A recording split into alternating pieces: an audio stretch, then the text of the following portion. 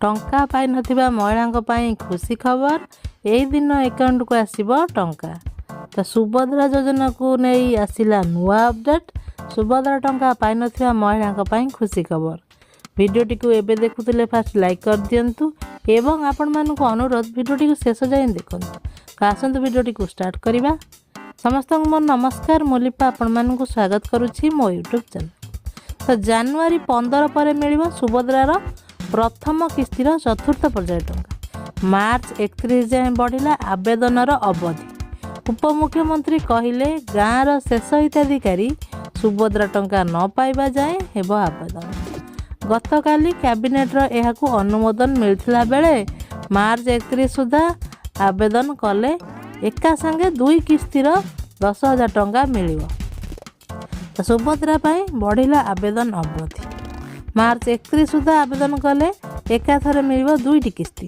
2024 रो दुईटी किस्ती पाइबे हिताधिकारी अर्थात एका संगे 10,000 टंका मिलिबो। गाँवर शेष योग्य हिताधिकारी आवेदन न कला जाए चलिबो सुभद्रा पंजीकरण।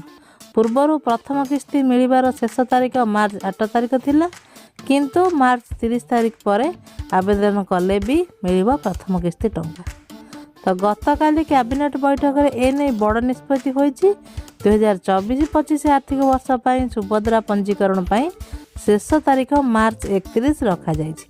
वर्तमान सुधा एही योजना रे 1,06 लाख रु अधिक आवेदन कर सारे 80 लाख हिताधिकारी टंका पाई सारिछन्ति। तेबे प्रथम किस्तीर चतुर्थ पर्याय टंका केबे मिलिबो ताकु नै चर्चा लागिथिला बेले उपमुख्यमंत्री प्रभात परिडा कहिसंती बैंक कागज पत्र और अन्य डॉक्यूमेंट रे जांच चलछि।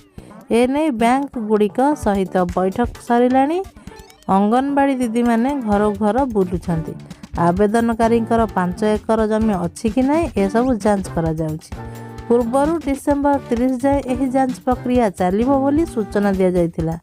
एही समय अवधि को जनवरी 15 जाए वृद्धि करा जायछि। तेणु जनवरी 15 पर मिलिबो प्रथम किस्तीर चतुर्थ पर्याय टंका। आवेदन पंजीकरण और टंका उठाइबा पाई अजथा बैंक किंबा जनसेवा केंद्र रे भीड़ न जमाइबाकू अनुरोध करिसंती उपमुख्यमंत्री। योग्य हिताधिकारी हक न पाइबा जाए एही प्रक्रिया चलिबो बोली से कहिसंती। तो आशा करुँच वीडियोटी को शेष जाए देखिथे।